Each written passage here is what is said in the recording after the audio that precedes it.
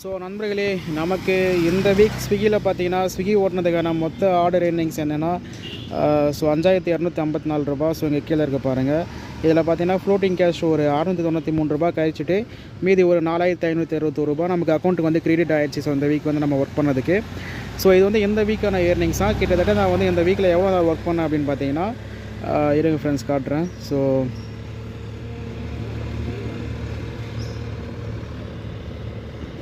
இதுதான் ஃப்ரெண்ட்ஸ், 1 2 3 4 கிட்டத்தட்ட ஒரு 5 நாள் ஒர்க் பண்ணியிருக்கேன்.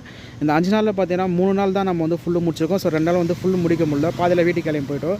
ஸோ அப்படியுமே பார்த்தீங்கன்னா நமக்கு வந்து கிட்டத்தட்ட ஒரு ரூ. 4560, அதாவது ரூ. 5000 நம்ம மொத்தமாக ஏர்ன் பண்ணியிருக்கோம். அதில் அக்கௌண்ட்டு கிரெடிட் ஆனது எவ்வளோ, ஃப்ளோட்டிங் கேஷ் கழிச்சிட்டு. ஸோ இதான் ஃப்ரெண்ட்ஸ் இந்த வீக்கான ஏர்னிங்ஸ். ஸோ உங்களுக்கு ஏதாச்சும் டவுட் இருக்குனாக்க இது கமெண்ட்டில் சொல்லுங்கள் ஃப்ரெண்ட்ஸ். அப்போ இன்னொரு முக்கியமான விஷயம் என்னக்கா, ஸோ இந்த வீக்கில் வந்து தீபாவளி இருந்துச்சு. ஸோ அந்த வீக்கில் அந்த சனி ஞாயிறு டைமில் நான் வந்து ஸ்விக்கி ஓட்ட போகலை. ஸோ அந்த டைமில் என் கூட ஒர்க் பண்ணுறவங்க ஓட்டியிருக்காங்க. ஸோ அன்றைக்கி மட்டுமே ஒரு நாளைக்கு பார்த்தீங்கன்னா ரூ. 2000 மேலே வந்து ஏர்ன் பண்ணேன் அப்படின்னு சொன்னாங்க.